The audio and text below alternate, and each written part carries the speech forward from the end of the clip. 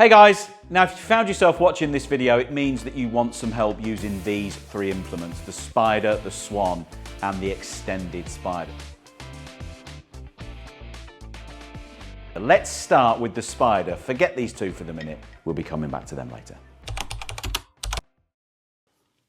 So this is the spider, and you can recognise it because it looks like this. It's got the little archway, it's got the 2 feet. Your one in the club might not have these black things on the end. They do change from time to time, and it's got the 3 grooves at the top. They used to be U's in the old days. When I started playing, these were actually U's, and every now and again your cue would get stuck in it. It wasn't very good. But the more modern ones are more V's, and that is the traditional spider.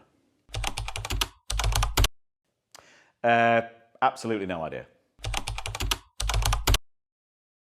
As with all of these implements, you use them when you're in trouble. So the best tip to do is to just make it as simple as you possibly can. The spider is for use when you've only got a ball to bridge over. Obviously, you can't reach the cue ball here unless you're left-handed, but then you'd be on the other side of the table, so don't worry about that. But just use the spider in the situation like this, where there's just one ball between you and the cue ball. I always like to start in the middle. You know, there would be the odd time where you might use that one on the side just because it can get slightly lower and you can maybe go around the ball rather than over it. But for this type of shot, you're just using the middle groove.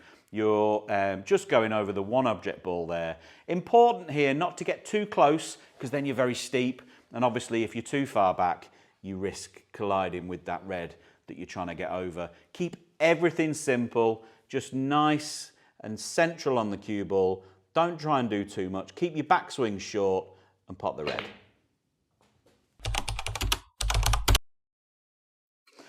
It's not really designed for doing this weeding in the garden, but you know what? If your garden hose broke, this is decent.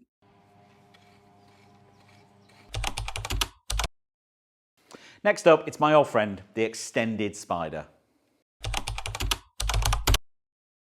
Still no idea why it's called the spider. I mean, it's longer, that's why it's extended. I mean, who named these things? Now, frankly, if you're using the extended spider, you're already in massive trouble.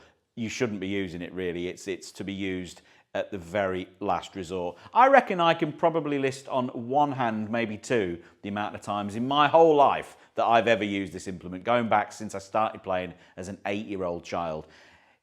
If you can use the spider, use it. If you can use the swan, use it. If you have to use the extended spider, if you've got all these balls to get over, then this is how you do it. It's very similar to the others. Obviously, with it being extended, you have to get higher. If I'm there, I'm a bit too far away, although I can reach, but you can see half of the cue is hanging over the bridge.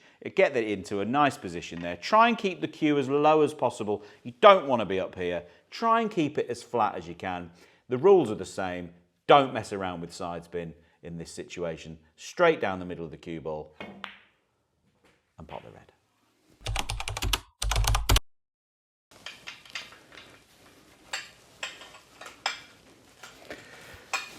No, it's no good at changing light bulbs.